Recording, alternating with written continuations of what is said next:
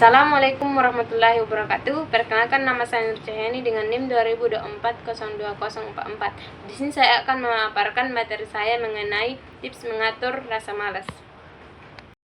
Kalahkan rasa malas, raih kesuksesan strategi mengubah diri.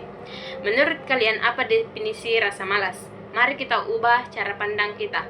Menurut pandangan ini, tidak ada orang yang malas di dunia ini. Rasa malas yang kita rasakan bukanlah sifat bawaan, melainkan sebuah kondisi yang sebenarnya terjadi adalah adanya orang yang tidak termotivasi. Malas adalah gejala dan kurangnya motivasi adalah sebab utamanya. Musuh terbesar kita bukanlah orang lain luar sana, apalagi kompetitor atau pesaing kita. Musuh terbesar kita adalah diri kita sendiri. Bagaimana kita mengalahkan rasa malas dan berjuang untuk menjadi orang yang lebih baik daripada kita yang kemarin. Kunci keberhasilan untuk mencapai kesuksesan dan diakui dan dianggap oleh orang lain, fokus utama kita haruslah memperbaiki diri kita sendiri. Temukan alasan utama why kita, fondasi untuk bertindak. Pentingnya why, langkah paling penting untuk menghilangkan rasa malas adalah dengan menemukan why-nya dulu. Ini adalah alasan mendasar mengapa Anda harus bertindak atau menyelesaikan suatu tugas.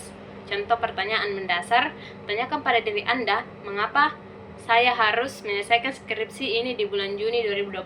Atau kenapa saya harus sukses? Kita harus temukan alasan itu.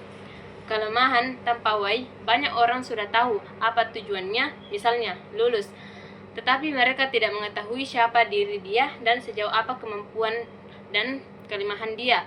Tanpa pemahaman diri ini, tujuan hanya menjadi sekedar mimpi.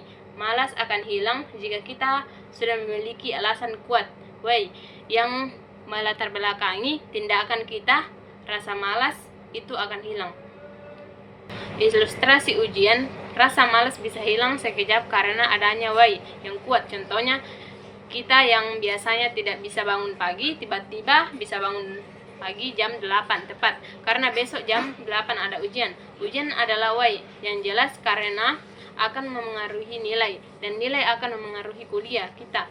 Alam bawah sadar kita tersetting untuk bertindak karena why yang kuat. Analisis biaya kemalasan, kerugian waktu dan uang. Konsekuensi tak terduga mengatasi rasa malas seringkali dianggap gampang-gampang susah, tapi sebenarnya simpel jika kita niat untuk berubah. Salah satu cara menyadarkan diri adalah dengan menghitung kerugiannya, kerugian finansial. Sadarilah berapa banyak uang dan waktu kita kebuang hanya karena Anda malas.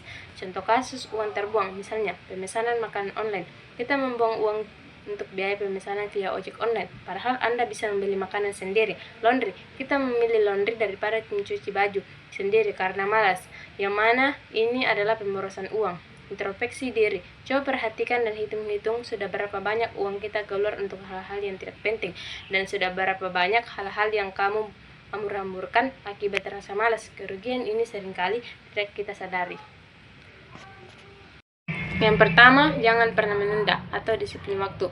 Sikap paling sederhana dan sangat fundamental dan simpel adalah jangan menunda. Bahaya menunda.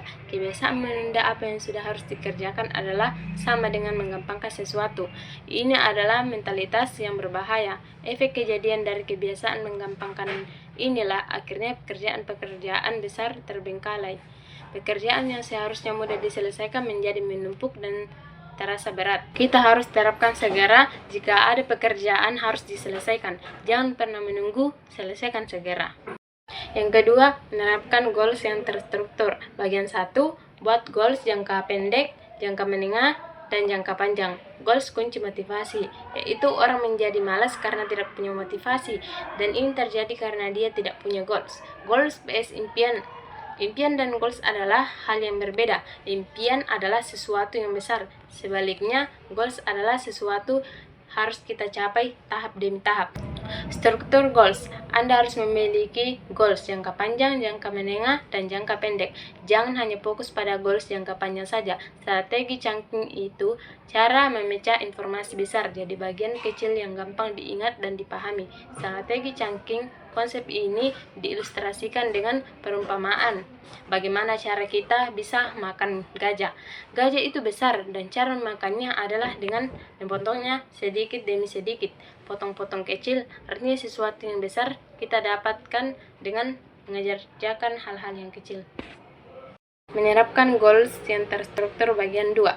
Kaitkan emosi dalam goals Anda. Emosi sebagai pendorong hal yang paling penting dari membuat goals Anda. Letakkan emosi dan goals tersebut. Angka atau target tanpa emosi akan segera hambar dan kurang kuat mendorong tindakan. Contoh tanpa emosi. Target yang lemah adalah hanya mengatakan 2020 saya ingin mengumpulkan uang 50 juta. Ini hanya angka. Contoh, dengan emosi, target yang kuat adalah dengan 50 juta saya bisa mengumrohkan orang tua saya, atau saya harus menyelesaikan kuliah di bulan Juni 2020 karena saya ingin orang tua saya datang ke wisuda. Daya ungkit emosional. Bayangkan orang tua Anda hadir saat wisuda dan terharu melihat Anda wisuda. Emosi ini akan membuat Anda tergerak untuk menyelesaikan goals tersebut. Bagian 3. Menciptakan keteraturan hidup. Memiliki catatan harian. Keteraturan adalah kunci sukses. Pentingnya perencanaan harian. Kita harus memiliki catatan harian atau catatan kegiatan yang akan dilakukan. Contohnya jadwal rinci. Buatlah jadwal rinci. Dari jam 6 sampai jam 7 cuci baju.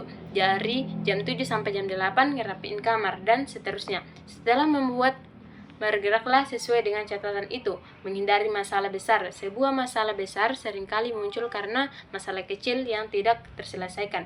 Dengan keteraturan, Anda menyelesaikan hal kecil secara konsisten. Keteraturan, kesuksesan. Jika kita sudah memiliki hidup yang teratur, insya Allah kita akan menjadi orang sukses. Karena tidak ada orang yang sukses yang tidak teratur hidupnya. Bagian 4. Hindari kenyamanan berlebihan. Siang hari, hindari hal-hal yang nyaman berlebihan seperti jebakan kenyamanan. Jauhi hal-hal yang dapat menggoda Anda untuk bermalas-malasan, terutama saat Anda sedang beraktivitas. Contoh godaan misalnya, pada saat Anda sedang bekerja atau lelah, hindari melihat sofa atau tempat tidur. Alasan ilmiah, ketika kondisi kita capek, kita sangat tergoda sekali untuk tidur, untuk rebahan, dan bermacam-macam. Rasa nyaman ini dapat merusak fokus Anda dan produktivitas Anda. Disiplin lingkungan. Atur lingkungan kerja Anda agar tidak ada godaan visual untuk istirahat sebelum waktunya. Bagian 5. Menguasai pagi hari. Hindari kenyamanan di pagi hari. Pentingnya setting blok. Pagi hari adalah penentu. Ini mungkin terdengar aneh, tetapi sangat penting. 24 jam hari, kita itu dipengaruhi bagaimana paginya kita. Kekuatan aura pagi di pagi hari, aura semangatnya itu luar biasa. Jika kita memulai dengan benar, semangat itu akan terbawa sepanjang hari. Contoh kebiasaan buruk pagi seperti pegang handphone, bermalas-malasan. Dampak buruknya, jika pagi itu kita tidak melakukan apa-apa, hanya melihat handphone dan tidak mandi, maka satu hari full itu tidak akan menjadi apa-apa. Kesimpulan dari resolusi menjadi aksi nyata. Refleksi diri, mau jadi apa kita di masa depan tergantung dari kamu sekarang.